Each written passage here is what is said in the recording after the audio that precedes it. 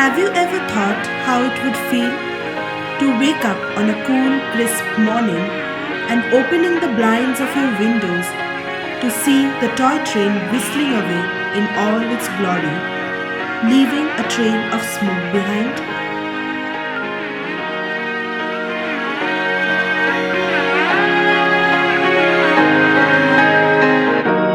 Cold, cold ground, I leave you now. I'm the ghost, where you go I follow. So take me higher, where the wild winds flow. We turn to the sun, where our seeds will grow. And it hits me with surprise, and I can't believe my eyes. The sky was falling, why you make it so hard? The air was shaking and I was falling apart. And it cuts me like a knife, but it brings me back to life. Oh, I keep breaking while you keep making it hard. So hard.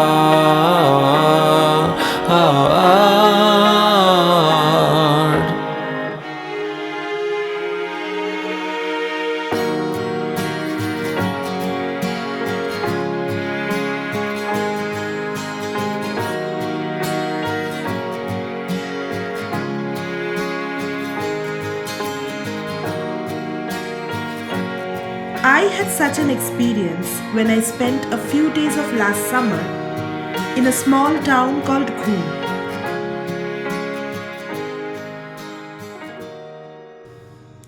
Although it is really close to Darjeeling, I have always felt that tourists overlook this beautiful hamlet often.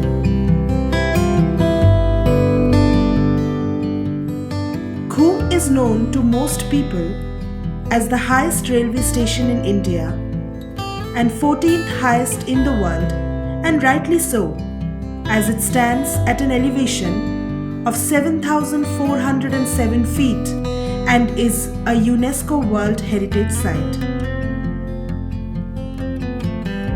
From Ghoom starts the Indian narrow gauge railway track that goes all the way to Darjeeling and back.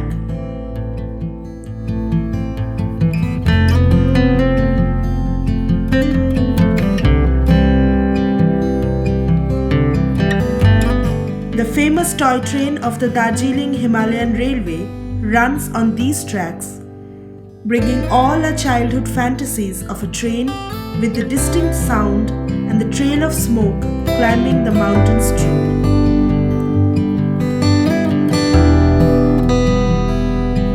Ghoom is also connected to Darjeeling by the Hillcart Road. As funny as it sounds, the name of this road always reminds me of old Hollywood horror movies.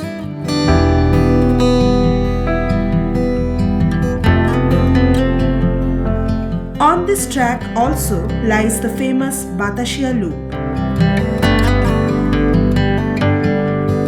a gigantic railway loop from where the toy train makes a 360-degree turn to negotiate an elevation of 140 feet.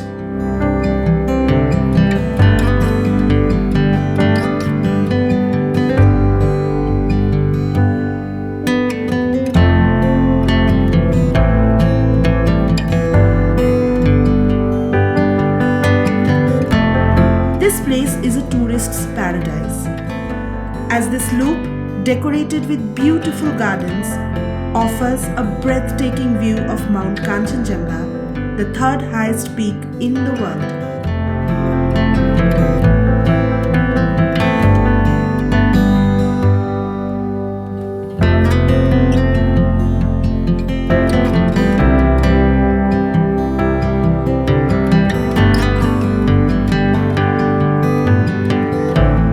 At the center of the Batashia Loop is the war memorial opened in 1995 to commemorate the Gorkha soldiers of the Darjeeling Hills who sacrificed their lives in various wars fought for India.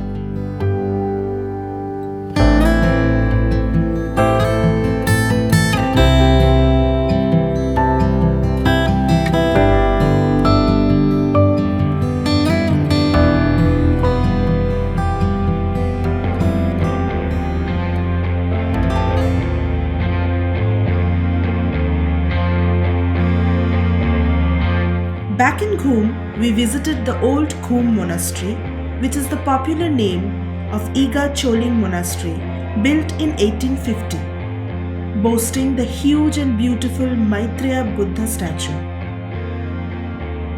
It is said that during the Chinese occupation of Tibet in 1959, many high-ranking Buddhist abbots fled Tibet and took refuge in this monastery. This monastery has served as one of the most important places of worship here for centuries.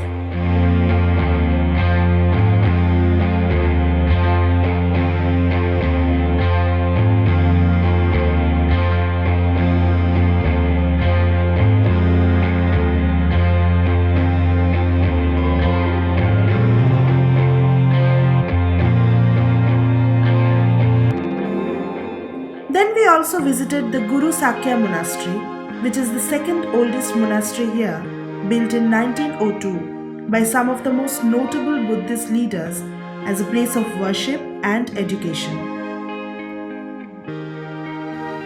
The peaceful environment of these monasteries touched my soul, and their main prayer halls are as eye-catching, with the statues of Lord Buddha and other Buddhist leaders who resided here.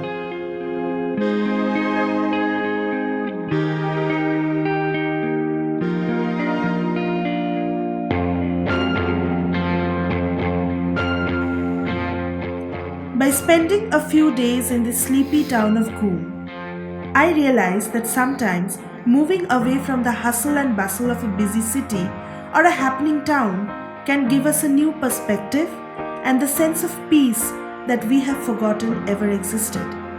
And also the simple ways of life that people from big cities seems to have lost a long time ago.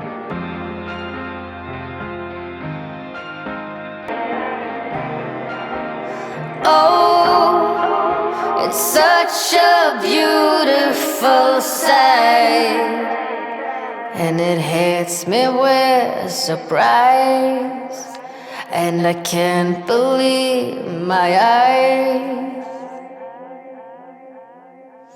The sky was falling, and why you make it so hard? The air was shaking and I was falling apart.